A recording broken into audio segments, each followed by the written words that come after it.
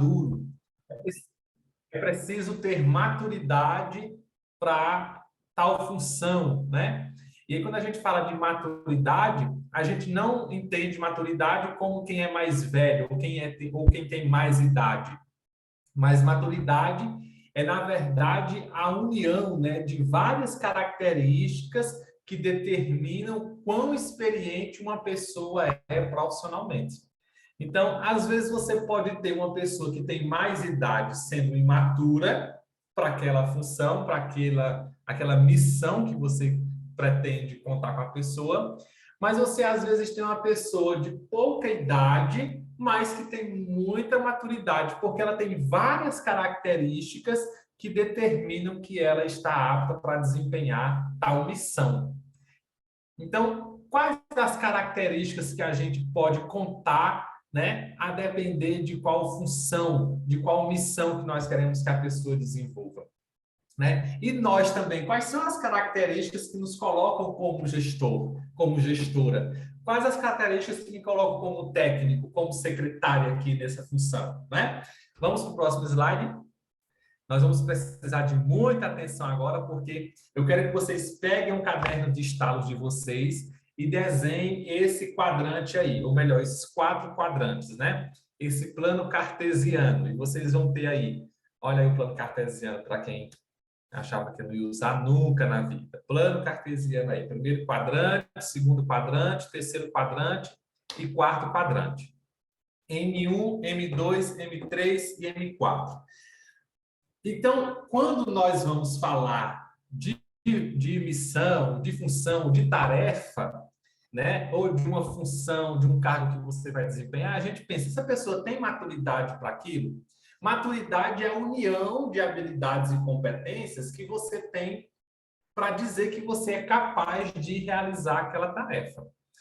Então, nós vamos olhar para várias tarefas aqui hoje, antes do almoço, rapidinho, estamos chegando no almoço, mas eu quero que vocês coloquem as últimas energias aqui agora, vem comigo, para a gente ir para o almoço já bem encaminhado para a tarde. Então, nós vamos fazer aqui agora uma classificação de maturidade. Nós vamos apresentar várias tarefas e vocês vão colocar no M1 as tarefas que vocês têm muita vontade de fazer. Olha, eu sou movido intrinsecamente por isso, mas eu tenho pouca ou nenhuma experiência e conhecimento para realizar. E você precisa de alguém que direcione passo a passo o que você vai fazer, lhe ensine. Então, o M1, bota aí que o M1 é aquilo que você sabe fazer bem pouco, mas que você tem vontade de fazer. O M2 é uma tarefa que você já realiza algumas vezes, mas ainda se sente inseguro e você precisa de mais treinamento para você se aprimorar. No M3, você já realiza a tarefa há algum tempo, você já tem uma prática, mas você precisa de acompanhamento, ou seja, é aquilo que você não toma a decisão sozinho. Olha, eu já sei como é que se faz uma reunião, eu já sei como é que eu tenho que conduzir um planejamento lá da área de linguagens, mas eu ainda preciso discutir alguns pontos com outras pessoas para poder melhorar a minha visão. É no M3. Eu sei comandar, mas eu preciso ainda ouvir opiniões para que a minha reunião fique bem alinhada. Eu preciso validar isso que eu vou fazer com alguém. No M4 é diferente. No M4 você já sabe exatamente como realiza a tarefa, você já sabe prever até o que pode dar errado, o que vai dar errado, você consegue ajustar isso para que não dê errado. E você consegue inovar e você faz aquela mesma coisa de várias formas diferentes e você não precisa mais de receita, porque você já sabe fazer de trás para frente, já sabe o que dá certo e o que dá errado e você já tem uma alta autonomia para fazer isso. Entenderam a classificação dos quadrantes? Pois bem, vamos para frente. No M1, você tem que identificar, conhecer e replicar.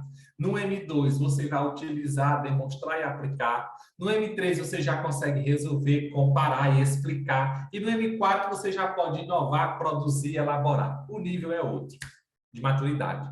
Você, olha lá, identificar, precisa de direção no M1. No M2, você precisa de treinamento. No M3, você só precisa de apoio. E no M4, você já tem autonomia.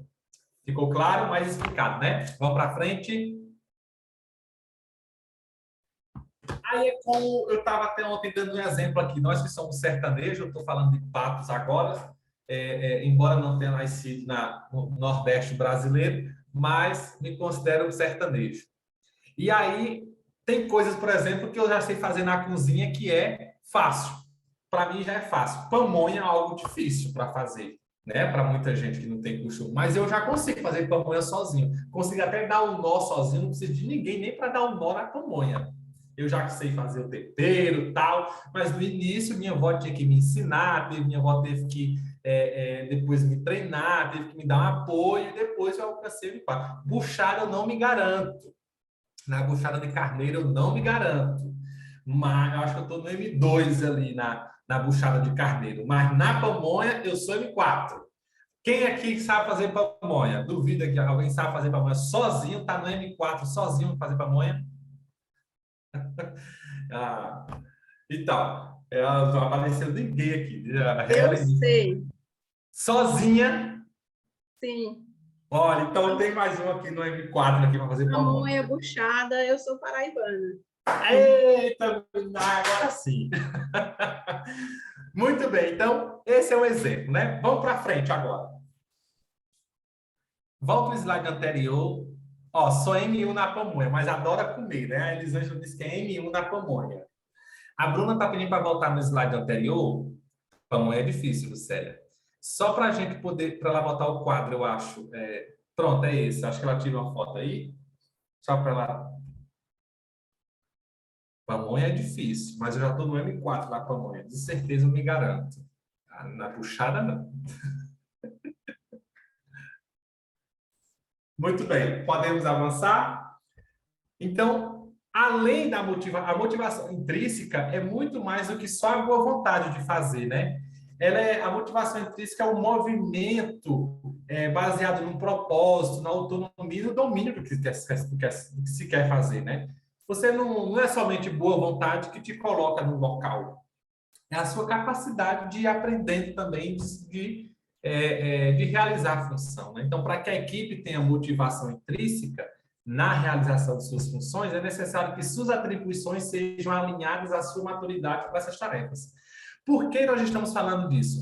Porque é muito perigoso uma pessoa que já sabe fazer muito bem uma função, já tem aquela tarefa lá que eu já sei fazer, eu sou M4 naquela tarefa, mas o meu líder fica me pressionando e ele fica me controlando tanto que eu não consigo ser autônomo naquilo que eu estou fazendo.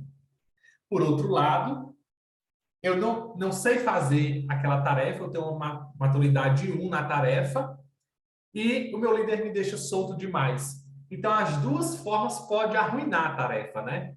Ora, eu pego uma pessoa madura para aquela tarefa e ela realiza a tarefa de alguma forma, ela já sabe realizar, mas eu pressiono tanto, eu controlo tanto que a pessoa não acha autonomia. E isso pode arruinar a tarefa, né? Vocês concordam que uma pessoa que já sabe, se a gente controla demais, ela não consegue inovar, não consegue, né? Por outro lado, a pessoa que não tem maturidade para realizar tal tarefa e eu deixo ela à vontade, eu não acompanho, ou uma fica presa e a outra fica solta demais, não sabe o que fazer, também bota a perder aquilo que nós fazemos, né? A pamonha desanda. Se você não estiver lá acompanhando o ponto da pamonha, se a massa não ficou muito mole, porque senão vai sair da palha, né? Se isso não é acompanhado, por outro lado, se você aperta demais uma pessoa que já sabe dar o nó, que já sabe o ponto, você talvez pode atrapalhar. Então, a gente precisa ter esse olhar de gestão de pessoas. Quem é que pode, quem é que sabe e como que eu atuo com maturidade para aquela pessoa. Ok? Para aquele profissional, para aquela profissional. No próximo slide, nós vamos fazer um exercício agora. Qual é o exercício aí? É simples. Nós temos 11 tarefas aqui, né? São 11 ou são 10? Aqui apareceu a barrinha. 11 tarefas, David. 11 tarefas. Nessas 11 tarefas, vocês vão classificá-las, vocês vão classificar elas em M1, M2, M3 ou M4. Então, olhando para essas 11 tarefas, você conduzir reunião é no M1? Eita, eu não sei ainda conduzir reuniões, para eu fazer isso eu preciso de orientação, de que alguém me ensine. Ah, mediar conflitos. Não, M3, eu chamo alguém para me apoiar. Estabelecer, eu estou falando como se fosse eu, parece, né? Estabelecer boas estratégias de comunicação com as famílias. Ah, eu sou M3. Porque a gente precisa ouvir muita gente, eu não consigo tomar essa decisão sozinho. David precisa, David é M3.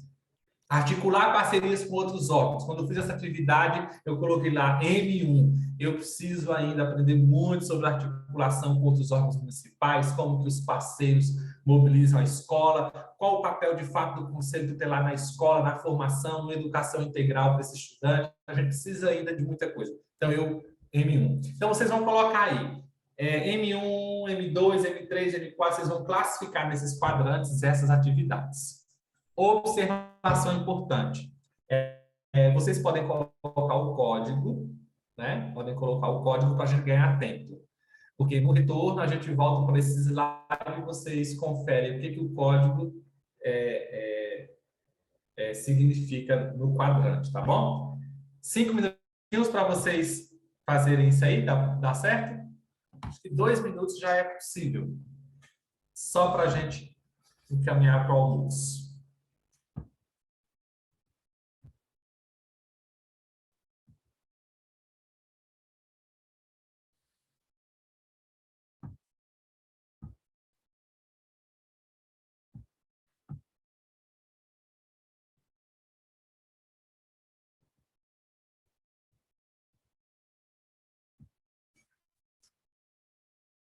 A 11 também, para mim, não apareceu, não. Acho que tem uma barrinha aqui, não sei se dando 2 cliques melhora.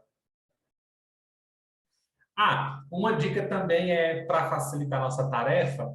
Se aqui, por exemplo, vocês não tiverem nenhuma atividade do M1, vocês podem criar uma atividade para o M1, porque é importante que tenha alguma coisa no M1 ou no M2 para a gente prosseguir com a atividade depois do almoço. Aí, vocês podem...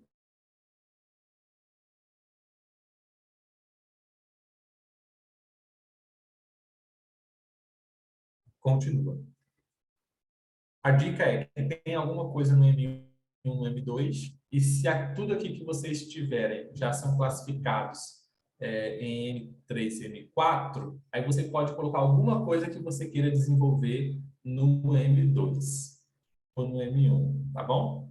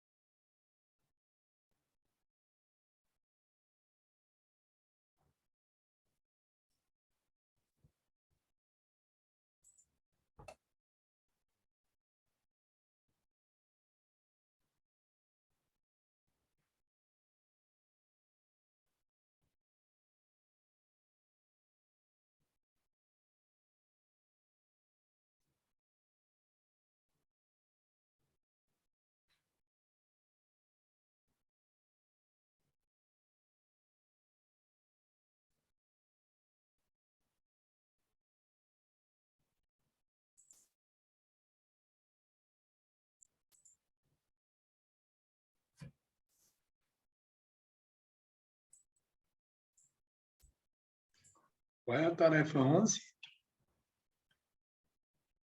Igor, você pode ler a tarefa 11, porque também não aparece para mim aqui, aqui tem a barra aqui, não sei por que não está aparecendo. Abre o microfone, querido. Desculpa. A 11 é identificar necessidades de desenvolvimento pessoal e profissional da equipe. A 11 é identificar... apareceu agora para a gente. Identificar a necessidade... eu sei por que não estava aparecendo para mim, eu tenho que botar o mouse para fora, que estava no meio. Identificar a necessidade de desenvolvimento pessoal.